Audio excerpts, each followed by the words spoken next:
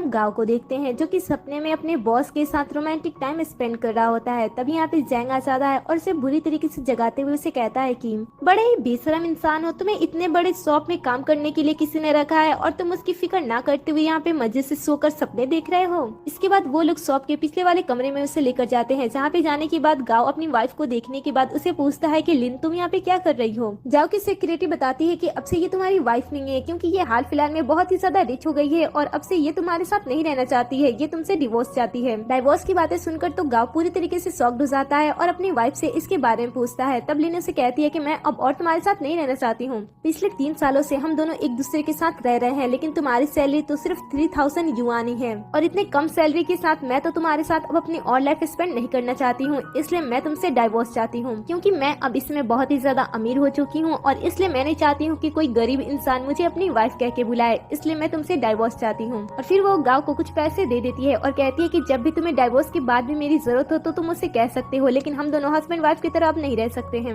ये सुनकर गांव कहता है कि तुम बहुत ही ज्यादा अच्छी हो। इतना कहने के बाद वो उन पेपर्स को फाड़ देता है और कहता है कि मुझे तुमसे कुछ नहीं चाहिए, बस मेरा पुश्तैनी ब्रासलेट मुझे वापस लौटा दो, क्योंकि ये मेरे दादाजी की निशानी है। लेकिन ये सुनकर गुस्सा हो जाती है और इस ब्रासलेट को वहीं पे नीचे फेंक कर वहाँ से चली जाती है। उसके जाने के बाद जाओ कहता है कि मैंने सुना है कि तुम्हारी शादी को 3 साल हो चुके हैं, लेकिन अब तक तुम अपनी वाइफ के साथ नाइट स्पेंड नहीं किए हो। ये तो बहुत ही अच्छा हुआ, अब मैं देखो उसके साथ कितने नाइट स्पेंड करता हूँ। इतना कहने के बाद वो उसके सामने और भी गंदी गंदी बातें करने लगता है, जिसे सुनकर गांव कुछ भी रिएक्ट ना करते हुए उस ब्रासलेट को उठाने लगता है। ये देखकर जैंग उसके हाथ को मसलने लगता है और फिर वो उसे बुरी तरीके से धक्का मारते हुए वहाँ से चला जाता है। उसके जाने के बाद जब गांव वहाँ से बाहर आता है तब उसकी कंडीशन कुछ ठीक नहीं होती है। अचानक से उसके मुंह से ब्लड आने लगते हैं और तभी उसकी आंखों के सामने कुछ नंबर भी लिखकर आने लगते हैं, जिसे देखकर तो गांव को कुछ भी समझ में नहीं आता है। तभी अचानक से उसके ग्रैंडपा की आवाज उसके कानों में गूंजने लगती है।